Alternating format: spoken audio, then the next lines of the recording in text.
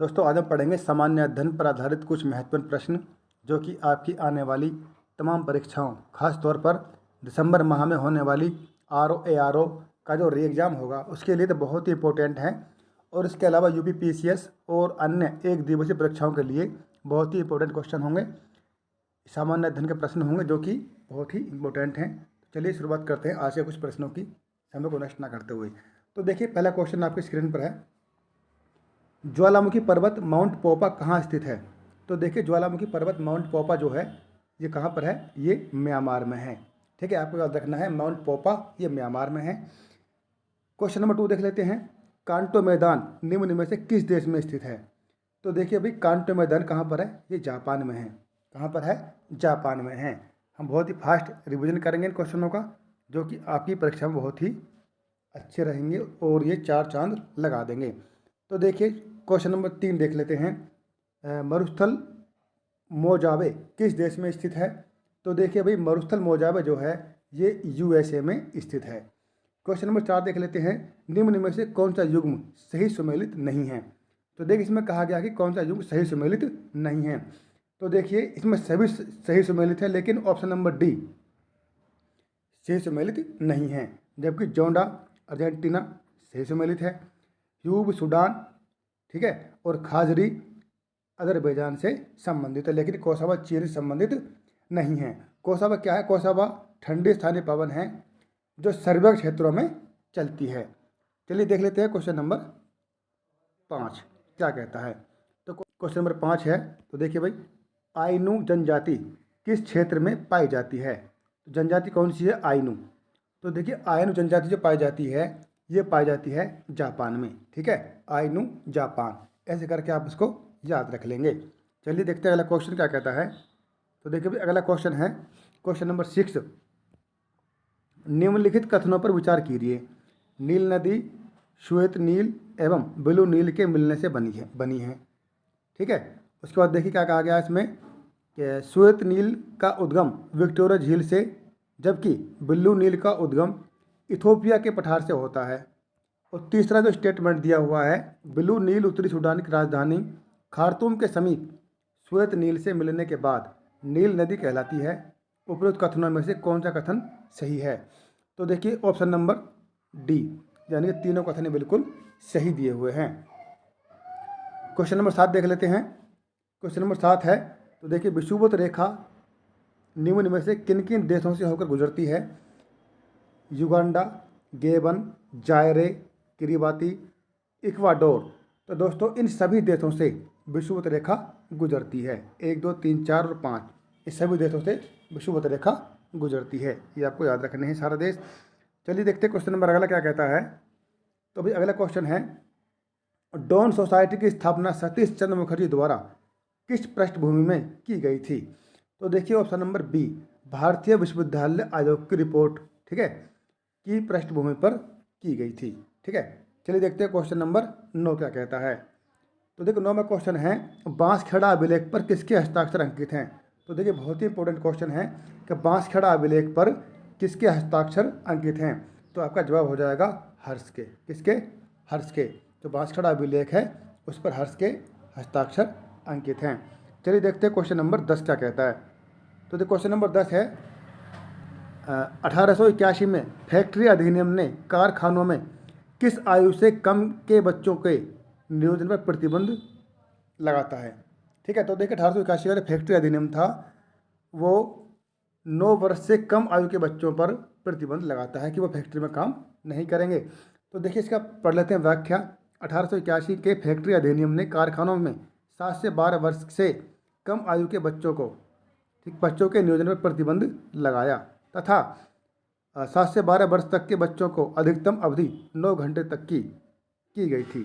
ठीक है, तो चलिए देख लेते हैं अगला क्वेश्चन, क्वेश्चन नंबर 11। देखिए यात्री बारबोसा किस शासक के काल में आया था। तो देखिए बारबोसा जो आया था ये कौन से काल में आया था, किस शासक के काल में आया था। तो देखिए ऑप्शन नंबर ए, कृष्ण देव राय। और ये किस साम्राज्य संबंधित हैं, ये हैं विजयनगर साम्राज्य से। ठीक है, तो देखिए निकोलो कौंटी आया था, देवराय प्रथम के समय में आया था। बारबोसा कृष्णदेव राय के समय में आया था। और नूनी जो आया था वो अच्युत राय के शासनकाल में आया था, और मनुची जो था, मनुची इस शाहजहाँ के शासनकाल में आया था। तो सारी बातें आपको मालूम होनी चाहिए, व्याख्या में सारी बातें बता दी गई हैं। अब देखिए, निम्न में से किसे धरकरी संप्रदाय का प्रमुख संत माना गया है? तो देखिए, धरकरी संप्रदाय, ठीक है, तो देखिए रामदास को, किसको? रामदास को। अगला क्वेश्चन देख लेते हैं, क्वेश्चन नंबर 13। तो 13 क्वेश्चन ये है, तो देखिए निम्न कथनों पर विचार कीजिए। नंबर 1, अकबर ने 1562 में युद्ध बंदियों को दास बनाए जाने पर रोक लगाई। तो बिल्कुल ठीक बात है कि 1562 में अकबर ने दास प्रथा को समाप्त कर दिया था। उसके बाद देखिए नंबर 2 स्टेटमेंट क्या कहता है? 1563 में तीर्थ यात्रा समाप्ति, बिल्कुल ठीक बात है। 1563 में अकबर ने तीर्थ यात्रा की समाप्ति कर दी थी, ठीक है, तो ये भी स्टेटमेंट बिल्कुल ठीक है। और 1564 में जजिया कर पर रोक, ये भी बिल्कुल ठीक है। तो देखिए 1, 2, 3 ऑप्शन नंबर डी देखेंगे हम, तो तीनों बातें बिल्कुल ठीक हैं। तो देखिए अकबर द्वारा किए गए कुछ कार्य हैं जो आपको पता होने चाहिए। अब देखिए क्वेश्चन नंबर 14 क्या कहता है? निम्न घटनाओं का सही कालक्रम है, सही कालक्रम बताना है। कुछ विद्रोह हैं, उनको सही क्रम से लगाना है, कौन सा पहले हुआ था, कौन सा उसके बाद हुआ था। तो देखिए पहले बात करता हूँ मैं, देखिए तो ऑप्शन नंबर डी डायरेक्ट पहुँच जाता हूँ मैं। देखिए संताल विद्रोह पहले हुआ था, और ये कब हुआ था? 1855 में हुआ था, 56 में, 1855 में हुआ था ये। और सिपाही विद्रोह 57 में हुआ था, और नील विद्रोह 1860 में हुआ था। और फिर दक्कन के जो दंगे हुए थे ये 74 के आसपास हुए थे। तो ये देखिए आप व्याख्या में दे रखे हैं कि संताल विद्रोह 1555-56 में हुआ था, सॉरी 1800 में, 1855-56 में हुआ था। और जबकि सिपाही विद्रोह 1857 में हुआ था, और नील विद्रोह जो हुआ था ये 1860 में हुआ था। और दक्कन के जो दंगे थे ये 1874 से 75 में हुए थे। तो दोस्तों परीक्षा में ऐसे क्वेश्चन आपको देखने को बहुत सारे मिलेंगे, ठीक है। तो चलिए अगला क्वेश्चन देख लेते हैं। क्वेश्चन नंबर 15 क्या कहता है? तो 15 क्वेश्चन है, निम्न में से कौन सा तत्व सबसे पहले कृत्रिम रूप में उत्पादित किया गया था? तो कृत्रिम रूप में सबसे पहले उत्पादित किया गया था वो था टेक्नीशियम। क्या था? टेक्नीशियम, ठीक है। चलिए देखते हैं प्रश्न नंबर 16। तो 16वां क्वेश्चन है, ये अगले पेज पर आ गया। तो देखिए क्वेश्चन नंबर 16 दे रखा है, अधोलिखित युग्मों में कौन सही सम्मिलित नहीं है? हमें ये पहचानना है। तो देखिए ऑप्शन नंबर डी, फुलरीन और फ्लुओरीन युक्त बहुलक, ये सही सम्मिलित नहीं है, बाकी सब सम्मिलित हैं। पायरीन जो होता है अग्निशामक में काम आता है, और सल्फर डाइऑक्साइड अम्ल वर्षा, और फ्रेऑन ये प्रशीतक से संबंधित है, ठीक है। बाकी फुलरीन जो है इससे संबंधित नहीं है। फुलरीन क्या होता है? कार्बन का एक उपयोगी अपरूप है, ठीक है। अब देखते हैं क्वेश्चन नंबर 17 क्वेश्चन है, नेस्काफीन किससे प्राप्त होता है? नेस्काफीन जो है ये किससे प्राप्त होता है? तो आपका जवाब हो जाएगा पोपी से या पोस्ता से, ठीक है। पोस्ता या पोपी से नेस्काफीन प्राप्त होता है। चलिए क्वेश्चन नंबर 18। तो 18वां क्वेश्चन है, विटामिन B3 की कमी से कौन सा रोग होता है? तो आपका जवाब हो जाएगा पेलाग्रा। क्या हो जाएगा? पेलाग्रा। तो देखिए विटामिन B3 से होता है पेलाग्रा, जो कि जिसे चर्म ग्राह भी कह देते हैं। विटामिन B7 की कमी से बालों को झड़ना और चर्म रोग हो जाते हैं। और विटामिन B12 की कमी से तंत्र की गड़बड़ियाँ होनी शुरू हो जाती हैं, ठीक है। और विटामिन E की कमी से जनन क्षमता की कमी आती है, ठीक है। अब देख लेते हैं क्वेश्चन नंबर 19। इंसुलिन प्राप्त होता है, तो देखिए भाई इंसुलिन जो प्राप्त होता है ये प्राप्त होता है डहेलिया की जड़ों से। किससे होता है? डहेलिया की जड़ों से। ये बात आपको याद रखनी है, ये सवाल कई बार पूछा गया है। तो इंसुलिन प्राप्त कैसे होता है? तो ये डहेलिया की जड़ों से प्राप्त होता है। अगला क्वेश्चन देख लेते हैं, क्वेश्चन नंबर 20 है, सबसे छोटा जीव जो स्वयं विकास एवं प्रजनन करने में समर्थ है। तो देखिए कौन सा जीव है वो? तो ये है माइकोप्लाज्मा। कौन सा हो गया? माइकोप्लाज्मा, ठीक है। ये भी आपको याद रखना है। क्वेश्चन नंबर 21 देखते हैं।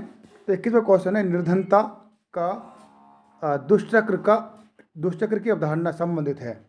तो देखिए निर्धनता की जो दुष्चक्र की अवधारणा संबंधित है वो किससे है? वो है नक्सर से, ठीक है। आगे देख लेते हैं क्वेश्चन नंबर 22 क्या कहता है। तो क्वेश्चन नंबर 22 है, भारत ने राष्ट्रीय खाद्य सुरक्षा हासिल कर ली है लेकिन घरेलू खाद्य सुरक्षा सुनिश्चित नहीं की है, इसका क्या तात्पर्य है? चलिए तो देखते हैं। 22 का जो ऑप्शन है ऊपर मिलेंगे। ये देखिए, ये देखिए, ये देखिए, यहाँ पर आ गए। देखिए ऑप्शन नंबर ए, भारत के पास पर्याप्त खाद्य भंडार हैं लेकिन सभी घरों में पहुंच से बाहर हैं। गरीब रेखा से नीचे के लोगों की संख्या बढ़ रही है। खाद्य उत्पादन में वृद्धि हुई है लेकिन प्रति व्यक्ति उपलब्धता घट गई है। उपरोक्त में से कोई नहीं। तो देखिए सबसे जो ठीक स्टेटमेंट इसमें है वो है ऑप्शन नंबर ए, भारत के पास पर्याप्त भंडार हैं लेकिन सभी घरों में पहुंच से बाहर हैं। ठीक है, भंडार पर्याप्त हैं लेकिन घरों में पहुंचने से परे हैं। ठीक है, ये आपको याद रखना है। ऑप्शन प्रश्न नंबर देखेंगे 23, सामाजिक न्याय एवं समानता के साथ विकास किस पंचवर्षीय योजना का लक्ष्य था? ठीक है, सामाजिक न्याय और समानता के साथ विकास किस पंचवर्षीय योजना का लक्ष्य था? तो देखिए भाई ऑप्शन नंबर बी, 9वीं पंचवर्षीय योजना का लक्ष्य बनाया गया था। ठीक है, अब देखते हैं क्वेश्चन नंबर 24 क्या कहता है। तो देखिए ग्लोबल जेंडर गैप रिपोर्ट कौन जारी करता है? ग्लोबल जेंडर गैप रिपोर्ट कौन जारी करता है? तो देखिए ये करता है WEF। कौन करता है? WEF। और उसका पूरा नाम क्या है? विश्व आर्थिक मंच ग्लोबल जेंडर रिपोर्ट जारी करता है। क्या नाम है इसका पूरा? विश्व आर्थिक मंच। ठीक है, विश्व आर्थिक मंच इसका पूरा नाम है, WEF का। क्वेश्चन नंबर 25 देख लेते हैं। तो 25वां क्वेश्चन है, वर्ष 17-18 में 2017-18 में भारत के शीर्ष 5 आयात स्थल हैं। देखिए ऑप्शन दिए हुए हैं, चीन, USA, UAE, सऊदी अरब, स्विट्ज़रलैंड, या फिर चीन सबसे बड़ा है, उसके बाद USA, उसके बाद सऊदी अरब, उसके बाद UAE, उसके बाद स्विट्ज़रलैंड। तो देखिए ऑप्शन नंबर बी जो है बिल्कुल करेक्ट हो जाएगा। ठीक है, तो देखिए सबसे बड़ा जो आयात स्थल है वो कौन सा हो जाएगा? चीन है, उसके बाद USA, उसके बाद सऊदी अरब, उसके बाद क्या है?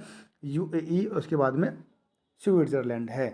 ठीक है, चलिए देखते हैं क्वेश्चन नंबर। तो क्वेश्चन नंबर 26 देखेंगे भाई। 26वां क्वेश्चन है, फाकिम वन्यजीव अभ्यारण्य किस राज्य में स्थित है? तो फाकिम वन्यजीव अभ्यारण्य जो है ये कहाँ पर है? ये नागालैंड में है। ठीक है, अब देखिए लाल पांडा परियोजना किस वर्ष शुरू की गई थी? तो देखिए लाल पांडा परियोजना शुरू की गई थी 1996 में की गई थी। कब की गई थी? 1996 में की गई थी लाल पांडा परियोजना शुरू। ये बहुत ही इंपॉर्टेंट क्वेश्चन है जो कि परीक्षा में बार बार आते रहते हैं, तो उनको दृष्टि में रखना है भाई। तो देखिए भारतीय पशु कल्याण बोर्ड कहाँ स्थित है? तो देखिए भारतीय पशु कल्याण बोर्ड जो है ये कहाँ पर है? ये दिल्ली में है। कहाँ पर है? दिल्ली में है। चलिए देखते हैं क्वेश्चन नंबर अगला क्या कहता है। क्वेश्चन नंबर 28 में देखेंगे हम। 28 में तो हो गया, 29 में देखेंगे। तो 29वां क्वेश्चन है, किस राज्य ने ग्रीन बचाओ स्वच्छ रहो नाम से एक जागरूकता अभियान शुरू किया है? किस राज्य ने ग्रीन बचाओ स्वच्छ रहो नाम से एक जागरूकता अभियान जारी किया है या शुरू किया है? ये तो पश्चिम बंगाल ने शुरू किया है। ठीक है, ये करंट का सवाल हो सकता है क्योंकि एग्जाम में करंट अफेयर भी आती है। अब देखिए हाल ही में सुमात्रन अमूर, साइबेरियन मलयान अमोय और इंडो चाइनीज़ दक्षिण चीन खबरों में देखे गए किसकी प्रजातियां हैं? तो देखिए ये हैं बाघ की प्रजातियां हैं। ठीक है, किसकी प्रजातियां हैं? ये ऐसे ही बाघ की प्रजातियां हैं। अगला क्वेश्चन देखेंगे, 31वां क्वेश्चन है, निम्नलिखित में से असत्य कथनों पर विचार कीजिए। राज्य पक्षी सारस इस समय संकटग्रस्त श्रेणी में है।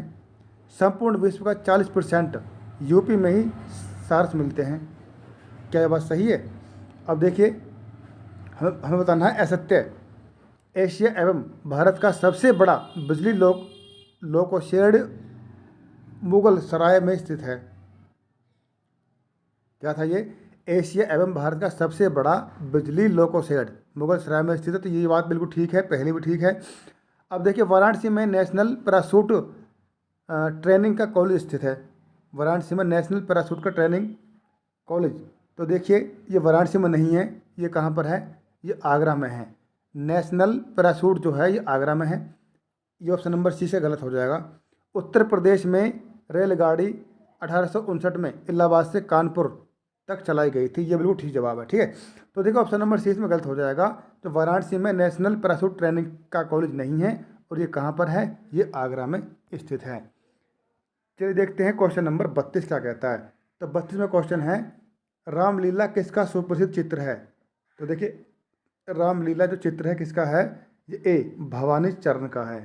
ठीक है, भवानी चरण का है। भवानी चरण अब्दुल समद के चित्र गुलशन चित्रावली में संकलित हैं।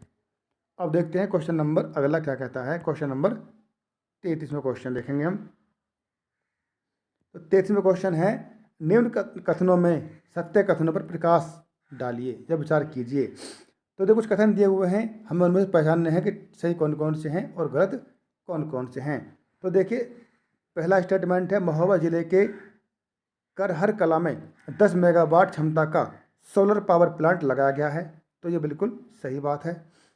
सिंचाई के लिए सर्वप्रथम वर्ष 1830 में पूर्ति यमुना नहर का निर्माण हुआ है। बिल्कुल ठीक बात है। ठीक है, अब आगे देखते हैं, वर्ष 1930 में सर्वप्रथम सोनभद्र से नलकूप का निर्माण शुरू हुआ है। तो देखिए सोनभद्र से नहीं हुआ है, ये हुआ है मेरठ से। तो ये स्टेटमेंट का गलत हो जाएगा, तीसरा बार से गलत हो जाएगा भाई। चौथा देख लेते हैं, प्रदेश का पहला मेगावाट क्षमता का पावर प्लांट बाराबंकी के संडोली गांव में स्थित या स्थापित किया गया है। तो ये बिल्कुल ठीक है।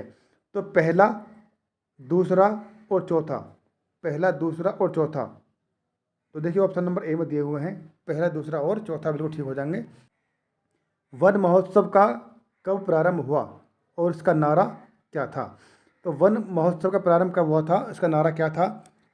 तो देखिए इसके विकल्प ऊपर दिए हुए हैं, 34वें क्वेश्चन के विकल्प ऊपर दिए हुए हैं। तो देखिए भाई इसका नारा क्या था? 1862 वृक्ष बचाओ, या फिर 1852 वृक्ष का अर्थ जल है और जल ही जीवन है, या फिर 1852 पर्यावरण है तो जीवन है, या फिर 1852 वृक्ष का अर्थ जल है, जल का अर्थ रोटी है और रोटी का अर्थ जीवन है। और ये विकल्प नंबर डी बिल्कुल ठीक जवाब हो जाएगा। ठीक है, 1852 वृक्ष का अर्थ जल है, जल का अर्थ रोटी है और रोटी ही जीवन है। ठीक है, अब देखिए क्वेश्चन नंबर देखेंगे हम 35। तो 35वें क्वेश्चन है, निम्नलिखित में से कौन सी नदी नेपाल के रूकमकोट नामक स्थान से गुजरती है? तो देखिए यह है राप्ती नदी। ठीक है, राप्ती नदी। चलिए क्वेश्चन नंबर 36 देख लेते हैं। व्याख्या हम नहीं देखेंगे क्योंकि टाइम कम है, केवल क्वेश्चन ही हमें दोहराने हैं। तो यूपी में नगर स्वायत्त प्रशासन की शुरुआत कब की गई थी? तो देखिए ऑप्शन नंबर बी 1916 में की गई थी, उत्तर प्रदेश में स्वायत्त प्रशासन की शुरुआत। ठीक है, अब देखेंगे क्वेश्चन नंबर हम 37 में देखेंगे भाई, जो कि जनगणना पर आधारित है। तो 37वें क्वेश्चन दे रखा है कि जनगणना 2011 के अंतिम आंकड़ों के अनुसार यूपी से संबंधित निम्न कथनों पर विचार कीजिए, जिस सही उत्तर का चयन कीजिए। कुल मिलाकर ये बात है। तो देखिए क्षेत्र में यह भारत का सबसे बड़ा राज्य है। क्या यह बात सही है? बताइए, क्षेत्रफल की दृष्टि में क्या यूपी भारत का सबसे बड़ा राज्य है? नहीं। ठीक है, राजस्थान सबसे बड़ा है। अब देखिए देश की जनसंख्या में इसका 16.5% का योगदान है। तो ये बिल्कुल ठीक बात है। तो यूपी की जनसंख्या है, उसकी जो जनसंख्या है पूरे देश की जनसंख्या का 16.5% यूपी में निवास करता है। ये बिल्कुल ठीक बात है। इसका यौन अनुपात राष्ट्रीय औसत से अधिक है, राष्ट्रीय औसत से अधिक है। तो ये भी गलत है। ठीक है, पहला भी गलत हो गया है, पहला भी गलत है, और ये तीसरा भी गलत है। इसकी साक्षरता दर राष्ट्रीय औसत से अधिक है। ये बिल्कुल ठीक है। ठीक है, तो ऑप्शन नंबर देखेंगे 2, यानी कि पहला और चौथा, नहीं, हाँ दूसरा और चौथा देखें तो ऑप्शन नंबर सी देख लेंगे, सी दे रखा है। ठीक है, तो ऑप्शन नंबर सी में देखिए बिल्कुल ठीक बात दे रखी है, अब बाकी दोनों गलत हैं, पहला और तीसरा गलत दिए हुए हैं। चलिए देखते हैं क्वेश्चन नंबर 38 क्या कहता है। तो 38वां क्वेश्चन है, निम्न कथन पर विचार करें। शीत ऋतु में राज्य में सबसे कम वर्षा देवरिया और फैजाबाद जिले में होती है। क्या ये बात सही है? चलिए आगे देख लेते हैं। राज्य में शीत ऋतु में तापमान उत्तर से दक्षिण की ओर कम रहता है। उपरोक्त कथनों में से कौन सा कथन सत्य है? तो देखिए दोनों ही बातें इसमें गलत आ गई हैं, कोई भी सत्य नहीं है। अब देखेंगे क्वेश्चन नंबर 39 क्या कहता है। तो क्वेश्चन नंबर 39 है, धारणीय विकास किसके उपयोग के संदर्भ में अंतर पीढ़ीगत संवेदनशील का विषय है? भौतिक संसाधन, प्राकृतिक संसाधन। दो विकल्प ऊपर दिए हुए हैं, उन्हें भी देख लेते हैं। तो देखिए दो विकल्प हैं, औद्योगिक संसाधन या फिर सामाजिक संसाधन। तो देखिए इसका ठीक जवाब हो जाएगा ऑप्शन नंबर बी हो जाएगा, जो कि प्राकृतिक संसाधन है। क्या है? प्राकृतिक संसाधन है। तो देखिए धारणीय विकास के तहत वर्तमान की आवश्यकताओं के साथ साथ भविष्य में आवश्यकताओं को ध्यान में रखा जाता है। धारणीय विकास का मुख्य उद्देश्य पृथ्वी के प्राकृतिक संसाधनों का न्याय संगत उपयोग तथा उचित प्रबंध करना है। तो देखिए सर्वहारी। ठीक है, अब देखते हैं क्वेश्चन नंबर 41 क्या कहता है। 41 में क्वेश्चन है, खाद्य श्रृंखला में मानव है। तो देख खाद्य श्रृंखला में जो मानव है वो क्या है? प्राथमिक एवं द्वितीयक उपभोक्ता है। प्राथमिक एवं द्वितीयक उपभोक्ता है। और जो उपभोक्ता 3 प्रकार के होते हैं, प्राथमिक, द्वितीय और तृतीयक। ठीक है, चलिए देखते हैं क्वेश्चन नंबर अगला क्या कहता है। तो क्वेश्चन नंबर 42 है, परिस्थिति की स्थायी मितव्ययिता है, यह किस आंदोलन का नारा है?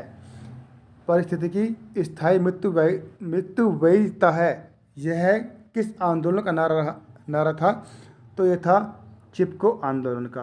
ठीक है, तो चिपको आंदोलन यह पेड़ों की कटाई को रोकने के लिए था। यह पेड़ों कटाई संबंधित था। कहा जाता है कि लोगों ने पेड़ काटना शुरू कर दिए थे, तो कुछ लोगों ने बचाने के लिए उन पेड़ों को जकड़ लिया था और वहाँ से नहीं हटे थे। मैंग्रोव वनों पर वैश्विक तापमान का क्या प्रभाव होगा? तो देखिए जब मैंग्रोव वनों पर वैश्विक तापमान का प्रभाव क्या होगा, तो देखिए मैंग्रोव विशाल क्षेत्र जलमग्न हो जाएंगे। तो ऑप्शन नंबर बी बिल्कुल ठीक जवाब हो जाएगा। तो ये बहुत ही इंपॉर्टेंट क्वेश्चन है। ठीक है, अब देखते हैं क्वेश्चन नंबर 44। तो 44 में क्वेश्चन है, केंद्रीय वृत्त के सिद्धांत पर नगर कहाँ पाए जाते हैं? केंद्रीय वृत्त के सिद्धांत पर नगर कहाँ पाए जाते हैं? तो ये पाए जाते हैं अमेरिका में। ठीक है, अब देखते हैं क्वेश्चन नंबर 45।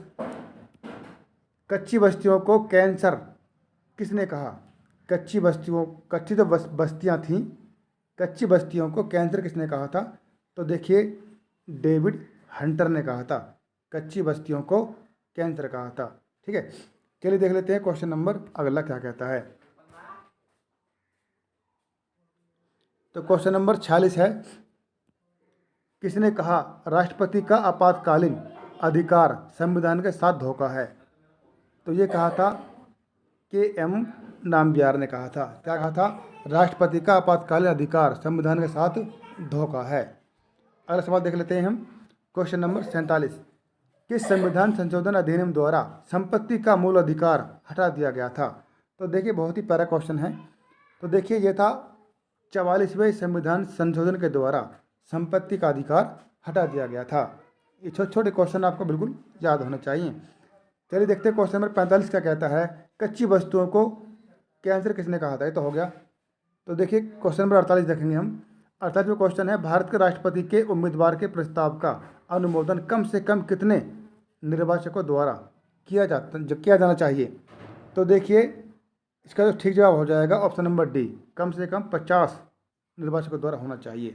राष्ट्रपति के उम्मीदवार के प्रस्ताव का अनुमोदन कम से कम 50 लोगों द्वारा किया जाना चाहिए, साथ ही इतने ही लोग प्रस्तावक भी होने चाहिए।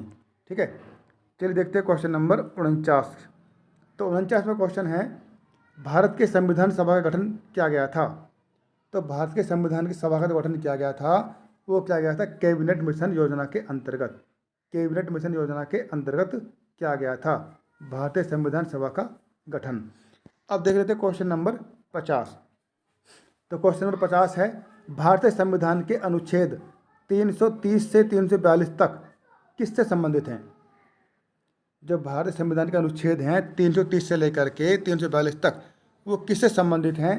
तो देखिए लोकसभा में अनुसूचित जाति, अनुसूचित जनजाति के आरक्षण तथा प्रतिनिधित्व से संबंधित हैं। कौन कौन से? अनुच्छेद 330 और 342 ये सभी अनुसूचित जाति और अनुसूचित जनजाति के आरक्षण तथा प्रतिनिधित्व से संबंधित हैं। तो दोस्तों ये थे आज के सामान्य अध्ययन पर आधारित 50 मोस्ट इम्पोर्टेंट क्वेश्चंस जो कि आपकी आने वाली तमाम परीक्षाओं जैसे कि आरओ एआरओ या यूपीपीएससीएस या अन्य एक दिवसीय तमाम परीक्षाओं के लिए बहुत ही उपयोगी साबित हो सकते हैं। यदि कोई किसी क्वेश्चन में आपको डाउट लगा हो तो हमें कमेंट करके बताइएगा। वीडियो अच्छी लगी तो शेयर कीजिएगा। तो मिलता हूँ अगली वीडियो में, तब तक के लिए नमस्कार।